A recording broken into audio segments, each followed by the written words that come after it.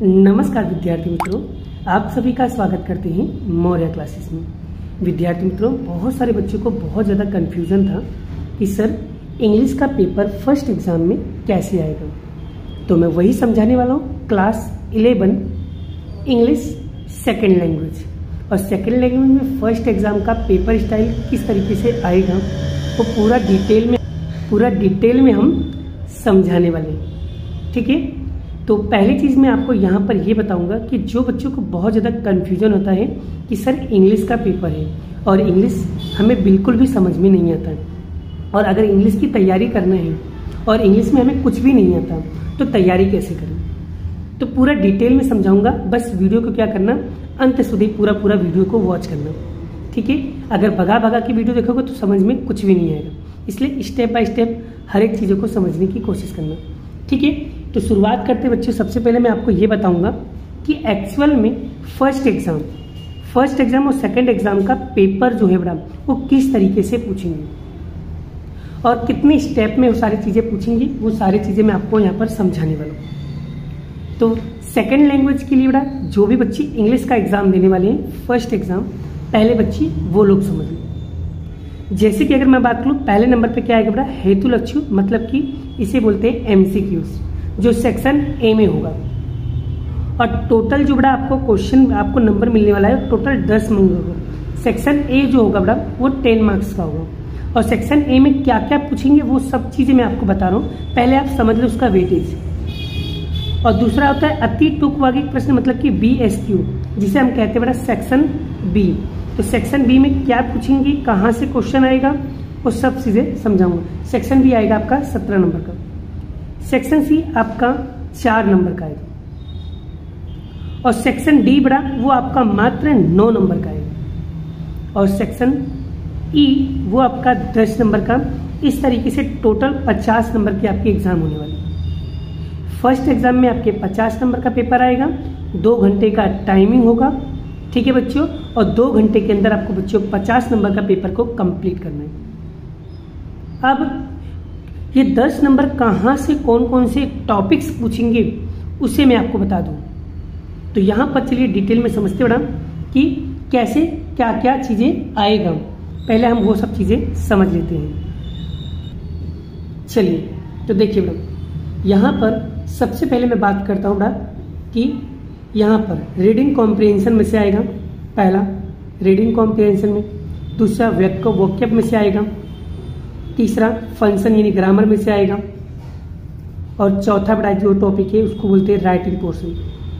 यानी section A में ये आएगा, सेक्शन बी में ये आएगा, सेक्शन सी में ये आएगा, और सेक्शन डी में ये। अब मैं आपको बात करता हूँ रीडिंग कॉम्प्रिहेंशन में से क्या क्या आने वाला है। जैसे कि मेन टेक्स्ट बुक जो होता है आपका, पोर्से यानी कि यूनिट, उनमें से आने वाला है। और कौन कौन सा यूनिट आने वाला है बड़ा वो भी आपको आपकी स्कूल के अकॉर्डिंग आपको पढ़ना है। ठीक है, जितनी यूनिट आपके चल चुके हैं उसी यूनिट में से आपके स्कूल में एग्जाम में पूछेंगे, और यूनिट में से कितना आएगा बच्चों, 8 मार्क्स का आएगा।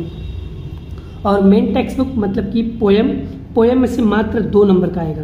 तो यानी कि सबसे ज्यादा मेहनत आपको किसके करना चाहिए, टेक्स्ट बुक पे।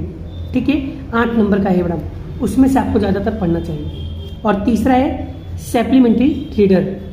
अब बड़ा ये 3 नंबर का आता है। अब आपके मन में क्वेश्चन आ रहा है, सर सप्लीमेंट्री रीडर का तैयारी कहाँ से करूँ, तो वो भी तरीका मैं आपको बताता हूँ। डोंट वरी, टेंशन मत लो, कहाँ से तैयारी करना है, कैसे तैयारी करना है, वो सब चीजें मैं आपको बता रहा हूँ। और चौथा है बड़ा अनसिंग रीडिंग, ये कितने नंबर का आता है बच्चों, 3 नंबर का आता है। तो ये पूरा विभाग आपका बन जाएगा सेक्शन ए की तरफ। वोकैब में से क्या आएगा बड़ा, मेन टेक्स्ट बुक में से आएगा, और दूसरा सप्लीमेंट्री रीडिंग में से भी आ सकता है। मेन टेक्स्ट बुक में से कुछ भी नहीं आएगा, लेकिन सप्लीमेंट्री रीडिंग में से आपका 2 नंबर का आने वाला है। अब बात करता हूँ फंक्शन यानी ग्रामर। बच्चों ग्रामर टोटल 16 नंबर का आएगा। अब ग्रामर में कौन कौन सा पॉइंट लेने वाले, कौन कौन सा पॉइंट कवर करेंगे, वो भी टॉपिक मैं आपको समझा देता हूँ, जिससे आपको आइडिया आ जाए कि ग्रामर में कौन कौन से टॉपिक्स को हमें पढ़ना है। हमें वही चीजें पढ़ने वाला जो एग्जाम रिलेटेड आपके लिए इंपॉर्टेंट हो, जो एग्जाम में आने वाला है। फालतू चीजों को पढ़ने की जरूरत नहीं है बड़ा, जो ग्रामर में टॉपिक पूछा गया है आप उसी ग्रामर की टॉपिक्स को पढ़ें। यानी सिलेबस के अकॉर्डिंग अगर आप पढ़ाई करते हो तो डेफिनेटली आपके अच्छे मार्क्स आएंगे। ठीक है। मैं सिर्फ आपको गाइडेंस दे सकता हूँ, आपको एक रास्ता बता सकता हूँ, चलना आपको है, ठीक है बेटा। उस पे काम आपको करना है। मैं तो सिर्फ आपको आइडिया दे रहा हूँ कि कहाँ कहाँ से क्वेश्चन पूछे जा सकते हैं और कैसे क्वेश्चन पूछेंगे, राइट। अब बात करता हूँ राइटिंग पोर्शन। राइटिंग बेटा, राइटिंग में बच्चे लगभग 90% सब बच्चे को निकल ही जाते हैं, क्योंकि सभी को आ ही जाता है। अब राइटिंग में बेटा सप्लीमेंट्री रीडर में से मतलब कि समरी आएगा, एक पैराग्राफ दिया होगा, उसमें से अपना आपको शॉर्ट में करना होता है, उसको बोलते हैं समरी, और एक सुटेबल टाइटल लिखना होता है। वो कितने नंबर का आता है? 3 नंबर का आता है। और फिर पैराग्राफ राइटिंग आता है, वो कितने नंबर का होता है? 5 नंबर का। और स्पीच राइटिंग बेटा नहीं आने वाला है। उसके बाद इंफॉर्मेशन ट्रांसफर बेटा ये कितने नंबर का आएगा? 3 नंबर का आएगा। और इन्फॉर्मेशन और सप्लीमेंट्री रिटर्न इस पे ज्यादा फोकस करना, बिकॉज बेटा बोर्ड की आपकी जब क्लास 12th में आओगे तो ये चीजें ज्यादा देखने को मिलेगी आपको, इस पे ज्यादा मेहनत करना आप लोग, ठीक है। उसके बाद बेटा ईमेल बेटा 10वीं में भी आता है, 12वीं में भी आता है, और 11वीं में भी आता है, और 9th में भी आता है। तो ईमेल तो लगभग सभी लोगों को आता है। अगर ईमेल का फॉर्मेट भी पता है ना बेटा, तो भी आप आसानी से अच्छे मार्क्स ला सकते हो। 5 में से 5 नहीं तो कम से कम कुछ नहीं तो 4 नंबर तो आपको मिल ही जाएगा। लेकिन फॉर्मेट एकदम अच्छा होना चाहिए। जितने अच्छे तरीके से फॉर्मेट को लिखोगे बेटा उतने अच्छे मार्क्स मिलेंगे। और अगर आपको फिर भी बेटा इंग्लिश में कोई भी कंफ्यूजन हो, किसी भी टॉपिक में अगर कंफ्यूजन हो बेटा, तो मुझे मैसेज करना या कमेंट बॉक्स के अंदर कमेंट करना, मुझे बताना सर मुझे फंक्शन का ये टॉपिक्स नहीं आ रहा, या ग्रामर का ये टॉपिक्स नहीं आ रहा, या ईमेल आईडी कैसे लिखना है वो नहीं आ रहा, तो बता देना बच्चों। मैं उसके रिलेटेड एक टॉपिक का एक वीडियो बना दूंगा, जिससे आपका पूरा कॉन्सेप्ट क्लियर हो जाए कि मुझे एक्चुअल में एग्जाम में क्या लिखना है और कैसे तैयारी करनी है। वो सब चीजें डिटेल में बेटा मैं आपको एक्सप्लेन कर दूंगा, ठीक है। अब आगे बात करते हैं बच्चों हम कि पेपर का पैटर्न कैसा होगा और क्या क्या पूछने वाले हैं। जैसे कि मैं बात कर रहा था सेक्शन ए, देखो कितने नंबर का? 10 नंबर का। अभी मैंने आपको बोला ना कि सेक्शन ए आपका कितने नंबर का आने वाला है? 10 नंबर का आने वाला है, ठीक है। तो देखिए सेक्शन ए ऑब्जेक्टिव्स, कौन कौन से ऑब्जेक्टिव क्वेश्चन पूछे जाने वाले हैं मैं उसे एक्सप्लेन कर रहा हूं, ध्यान से सीखना। जैसे कि पहला tick mark the true and false, यानी सही और गलत आएगा, ट्रू और फॉल्स आएगा। दूसरा find A right and nearest meaning, यानी समानार्थी शब्द आएगा, नियरेस्ट मीनिंग आएगा। और नियरेस्ट मीनिंग कहां से करना है, कैसे करना है, वो सब चीजें बता रहा हूं, डोंट वरी बेटा, ठीक है। नियरेस्ट मीनिंग का मतलब समानार्थी शब्द। और तीसरा पॉइंट क्या है बेटा? Select the most appreciate language, यानी कि फंक्शन में से आने वाला है। और आपको ब्रैकेट में बेटा यहाँ पर कुछ सेंटेंसेस दिए होंगे और सामने एमसीक्यूज दिए होंगे, उसको आपको सिलेक्ट करना होगा।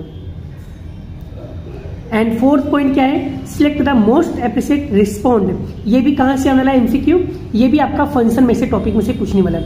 यानी फंक्शन आपके लिए बहुत ज्यादा इंपॉर्टेंट है, यानी फंक्शन पे आपको ज्यादा मेहनत करना पड़ेगा, क्योंकि फंक्शन आपके एग्जाम में 9 नंबर का आने वाला है। तो सबसे ज्यादा मेहनत अगर आपको करना है तो वो फंक्शन पे करो, राइट। चलिए फिर उसका आते हैं select the most appreciate question get under writing words and press, यानी वर्ड्स प्रेस में से अंडरलाइन किया होगा बेटा, उनमें से आपको उसका आंसर बताना होगा। अब ये फ्रेज क्या होता है नहीं आता, अगर आप लोगों को ग्रामर का एक भी टॉपिक्स नहीं आता तो मुझे मैसेज करना, उसके ऊपर मैं वीडियो बना दूंगा, ठीक है। अभी बेटा आपको सेक्शन ए में समझ में आ गया कि सेक्शन ए में क्या क्या क्या पूछने वाले।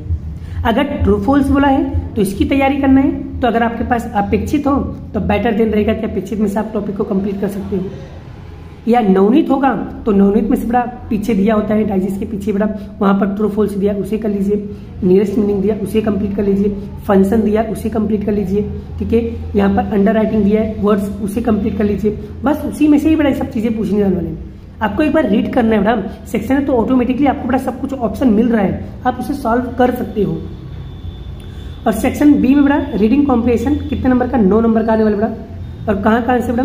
Read the extra answer the question, आपको एक पैराग्राफ दिया होगा, उनमें से आपको क्वेश्चन आंसर कंप्लीट करना है। Read the following passage answer question the given the blog, आपको बड़ा कुछ पैसेज दिए होंगे, बड़ा पैराग्राफ दिया होता है, उसमें से आपको क्वेश्चन आंसर सिलेक्ट करके उसका उत्तर लिखना रहेगा। अब आते हैं बड़ा सेक्शन सी। सेक्शन सी बड़ा रीडिंग कॉम्प्रिहेंशन 8 नंबर का और फंक्शन भी आने वाला है। तो एक तो समरी राइटिंग आएगा, ये तो आपको पता है 3 नंबर का कि किस तरीके से सोल्व करना है। दूसरा एक पैराग्राफ दिया होगा, उसमें से क्वेश्चन आंसर आपको ढूंढ के लिखना है। और तीसरा स्टांजा यानी पोएम दिया होगा, उसमें से क्वेश्चन आंसर ढूंढ के लिखना है। और चौथा इन्फॉर्मेशन, मतलब इन्फॉर्मेशन दिया होगा, ट्रांसफॉर्मेशन, ठीक है। इन्हीं की आपको टेबल दिया होगा, उस टेबल पर से बड़ा आपको 8 सेंटेंसेस बनाने होंगे। अब बात करता हूँ बड़ा सेक्शन डी फंक्शंस, 8 नंबर का बड़ा, जिसमें से आपको बड़ा मिलेगा रिपोर्टिंग स्पीच, यानी इनडायरेक्ट स्पीच आपको प्रैक्टिस करना है। 3 नंबर का कंप्लीट द सेंटेंस, यानी फंक्शन का बड़ा कंप्लीट द सेंटेंस बड़ा कि आधा अधूरा सेंटेंस देगा उसको कंप्लीट करना होगा। फिर एडिटिंग टेक्स्ट आएगा बड़ा आपके में, जिसे कहते हैं डू एंड डायरेक्ट, उसे भी आप प्रैक्टिस कर लीजिए। एंड सेक्शन ई में बड़ा राइटिंग पोर्शन आएगा, कितने नंबर का, 13 नंबर का आएगा। ये बच्चों के लिए बहुत ज़्यादा इंपॉर्टेंट है, बच्चे यहाँ से पास हो जाते हैं। तो इसमें इंफॉर्मेशन ट्रांसफर आएगा, पैराग्राफ राइटिंग आएगा और रिपोर्टिंग स्पीच आएगा। और रिपोर्टिंग स्पीच की जगह पर बड़ा ईमेल आईडी भी आ सकता है, ठीक है। चलिए अब बड़ा मैं आपको पेपर स्टाइल दिखा देता हूँ। ये तो मैंने आपको बड़ा बता तो दिया ही, अब एक्चुअल में पेपर बनकर कैसे आएगा वो चीज़ें भी मैं आपको यहाँ पर एक्सप्लेन कर देता हूँ, जिससे आपको आइडिया आ जाए कि कब कैसे तैयारी करना है। तो ये रहा बड़ा बच्चों फर्स्ट एग्जाम के लिए बड़ा 50 नंबर का पेपर होगा, 2 कलर, ठीक है, आपको मिलने वाला है। सेक्शन ए में बड़ा मैंने बताया था ट्रू फॉल्स आएगा, 2 क्वेश्चन पूछेंगे। ये देखो बस आपको ये ट्रू फॉल्स कैसे आएगा, अगर आपको चैप्टर की स्टोरी अगर आपको समझ में आता है ना बड़ा, तो ट्रू फॉल्स ऑटोमेटिकली आप लोग कर लोगे। लेकिन बड़ा उसके लिए बड़ा आपको करना क्या होगा, एक चीज़ मैं बता रहा हूँ। सबसे पहले अगर आपको कुछ भी नहीं आ रहा ना, तो पहले इसका हिंदी कर लिया करो, और स्टोरी पता होगा तो डेफिनेटली बड़ा आपको ट्रू फॉल्स लगभग आपका आंसर सही हो जाएगा। फिर 2 नियरेस्ट मीनिंग आएगा बड़ा, आप नियरेस्ट मीनिंग कर लो। और अगर आपको बड़ा और पहला दिन बताओ तो ब्रज का बड़ा, ब्रज का यहाँ पर ग्रामर आता है, आप उसे मंगा सकते हो बड़ा। ब्रज का ग्रामर सबसे ज़्यादा इंपॉर्टेंट है, बहुत ही बेस्ट बड़ा। आप 11वीं के ब्रज के प्रकाशन की ग्रामर की बुक आती है बड़ा, आप वहाँ से तैयारी कर सकते हो। उसकी ग्रामर की बुक रियल में बड़ा बहुत अच्छी है। 12वीं में भी आप वही चीज़ों को बड़ा मैं आपको सजेस्ट करूंगा। 12वीं में भी ब्रज का आता है बड़ा, 12वीं का, ठीक है, ग्रामर की बुक बहुत ही बेस्ट है, आप उसे ले सकते हो, बहुत बेस्ट है बड़ा, ठीक है। एंड तीसरा बड़ा यहाँ पर है, यहाँ पर बड़ा आपको फंक्शन दिए हैं 2, उनमें से बड़ा आपको यहाँ पर सिलेक्ट करना है कौन सा कंडीशन पे कौन सी चीज़ें लगेगा, वो आपको यहाँ पर सिलेक्ट करके लिखना है। फिर यहाँ पर बड़ा मैंने आपको बताया था कि यहाँ पर भी बड़ा आपको रिस्पॉन्ड मतलब कि MCQ दिए होंगे फंक्शन का, उसमें से बड़ा कौन सा उत्तर राइट है उसे आपको लिखना रहेगा। जैसे कि गिवन सजेशन है, तो गिवन सजेशन में से इसमें से कौन सा उत्तर आएगा वो आपको लिखना रहेगा। लेकिन वो कब आएगा, जब गिवन सजेशन का बड़ा आपको रूल्स पता होगा तभी, यानी कि आपको फंक्शन आना चाहिए। अगर आप फंक्शन आता है अच्छे तरीके से तो आप बड़ा ये सब चीज़ों को बहुत आसानी से सॉल्व कर सकते हो, राइट। ये देख सकते हो बच्चों, ठीक है। फिर underline words phrase of answer, तो यहाँ पर बच्चों जैसे कि इसके ऊपर अंडरलाइन किया हुआ है तो उसका उत्तर लिखना रहेगा बड़ा आपको। इसके ऊपर अंडरलाइन किया गया तो इन चारों में से कौन सा ऑप्शन आएगा वो आपको सिलेक्ट करना रहेगा। अब बात करता हूँ सेक्शन बी। सेक्शन बी में बच्चों क्या दिया गया कि आपको एक रीड, इतना बड़ा पैराग्राफ दिया होगा, उस पैराग्राफ में से आपको 2 क्वेश्चन दिए होंगे, उसका उत्तर ढूंढ के आपको लिखना है। आप देख सकते हो बच्चों, ये रहा पैराग्राफ दिया है, उनमें से आपको क्वेश्चन आंसर ढूंढ के लिखना है। फिर देखिए ये रहा पैराग्राफ दिया हुआ है, उसकी क्वेश्चन आंसर आपको ढूंढ के लिखना है। और ये क्या है बच्चों, इसमें भी देखो एक पैसेज दिया हुआ है, एक पैराग्राफ दिया हुआ है, उसके ऊपर से आपको क्वेश्चन आंसर देख के लिखना है बड़ा, ठीक है, आप देख सकते हो। तो बड़ा यहाँ पर देखो क्वेश्चन आंसर दिए। और सेक्शन सी में बड़ा क्या है कि आपको समरी राइटिंग, यानी इतने बड़े पैराग्राफ को छोटा पैराग्राफ बना करके एक सुटेबल टाइटल डालना है, तो वो आपको 3 नंबर मिलेगा, ठीक है।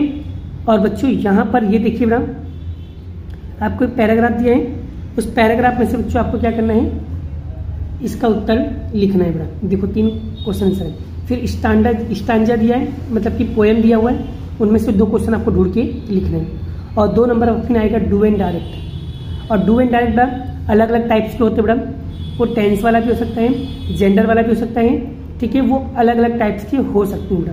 तो इसके लिए बड़ा आपको प्रैक्टिस करनी पड़ेगी, तब जाके आपको आएगा। आगे बात करता हूँ बच्चों सेक्शन डी। सेक्शन डी में बड़ा एक तो इनडायरेक्ट स्पीच आएगा 3 नंबर का, फिर फंक्शन आएगा बड़ा, फंक्शन ये आधा अधूरा सेंटेंस है, उसको कंप्लीट करना है सेंटेंस को। फिर एरर आएगा बड़ा, अगर सेंटेंस में कोई गलतियां है बड़ा तो उसको सुधारना है, वहां पर नीचे अंडरलाइन किया होगा जो एरर होगा, बस उस एरर को क्या करना है हमें रेक्टिफाई करना है, सुधार देना है। अब बात करता हूँ सेक्शन ई में बेटा। एक देखो बेटा, मैंने बताया था ये आपको एक टेबल देगा बेटा, और टेबल कोई भी हो सकता है बेटा, वो ग्राफ भी हो सकता है, ठीक है, वो ऐसा भी हो सकता है, या कंपैरिजन भी हो सकता है, कोई भी चीज हो सकता है। बस इसको देख करके बेटा आपको 8 सेंटेंस रेडी करना है, 80 वर्ड में लिखना है बेटा। कितना? 80 वर्ड में आपको क्या करना है, कंप्लीट करना है। समझ में आ गया? चलिए आगे बात करते हैं पैराग्राफ। पैराग्राफ मतलब होता है बेटा आपको पैराग्राफ राइटिंग मतलब कि निबंध लिखना है, यानी ऐसे राइटिंग लिखना है। वो ऐसे राइटिंग कैसे लिखोगे? ऐसे राइटिंग बेटा कोई याद नहीं करता है, ठीक है, लेकिन ऐसे राइटिंग के बारे में आपको थोड़े बहुत नॉलेज होना चाहिए, बिकॉज हिंदी मीडियम वाले बच्चों को ज़्यादा प्रॉब्लम होती है। क्यों? क्योंकि उनके पास इंग्लिश के वर्ड नहीं होते, और जब इंग्लिश के वर्ड नहीं होते तो बच्चे इंग्लिश में लिख नहीं पाते। तो बेटा उसके लिए आपको क्या करना होगा, पहले आप उसकी हिंदी के बारे में उसकी स्टोरी पता कर लो। जैसे आप इच वन ट्री वन के बारे में पढ़ना चाहते हो, इसके बारे में आपको निबंध लिखना है, तो बेटा पहले बेटा आप इसके बारे में टोटली हिंदी में नॉलेज ले लो, ये क्या होता है, कैसे होता है, पहले उसकी पूरी नॉलेज ले लो। फिर क्या करो, उसमें से बेटा इंग्लिश के वर्ड ढूंढो और फिर से इंग्लिश में लिखो, और डेफिनेटली कहता हूँ बेटा बहुत अच्छे मार्क्स मिलने वाले। उसी तरह टेबल में भी बेटा पहले ये टेबल को इंग्लिश, जो इंग्लिश में लिखा है ना, उसको अपने मन में हिंदी में कन्वर्ट करने की कोशिश करो कि ये क्या दिया गया है।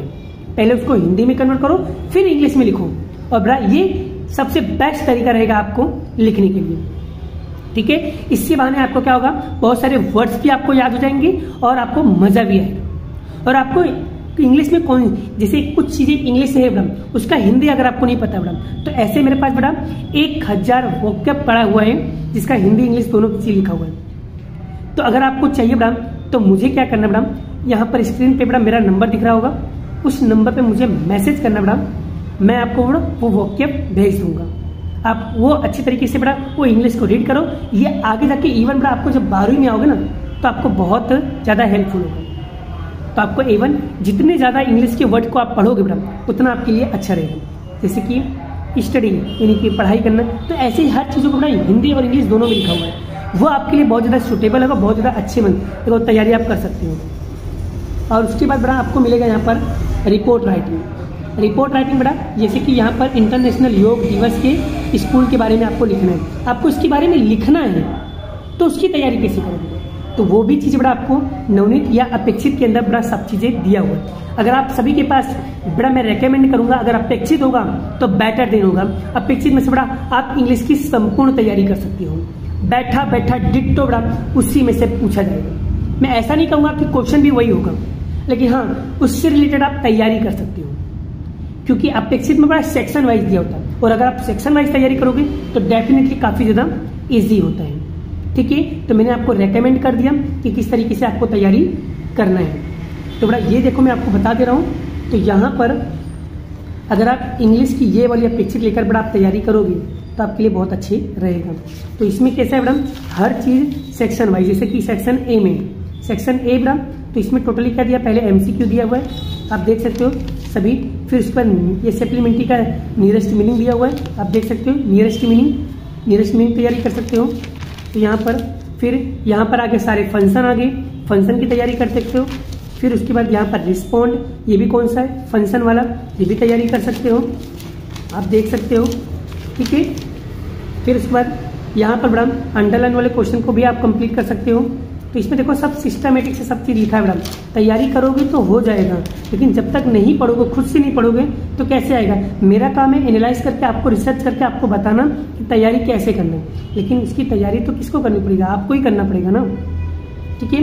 ये पोर्से मैडम जैसे मान लो कि ये पैराग्राफ है, इस पैराग्राफ में से क्वेश्चन को ढूंढ के आपको लिखना रहेगा, तो इसकी भी तैयारी बड़ा आप कर सकते हो, सेक्शन बी के भी। तो देख सकते हो बड़ा ये आपके लिए बहुत ज़्यादा इंपॉर्टेंट रहने वाला है, ठीक है। यहाँ तक क्लियर हो गया। अब बड़ा यहाँ पर देखो शॉर्ट नोट भी दिया है, आप शॉर्ट नोट की भी तैयारी कर सकते हो, ठीक है। बस इसमें सब चीज़ें दिया है बड़ा, जो चीज़ आप मांगोगे सब चीज़ें यहाँ पर मिल जाएगा, ठीक है। चलिए तो बड़ा बाकी चीज़ें बड़ा मैं नेक्स्ट लेक्चर में, नेक्स्ट वीडियो में कराने वाला हूँ। अभी के लिए इतना ही, मिलते हैं नेक्स्ट वीडियो में, बाय बाय। जय श्री कृष्ण, राधे कृष्ण की जय, जय माता दी दोस्तों।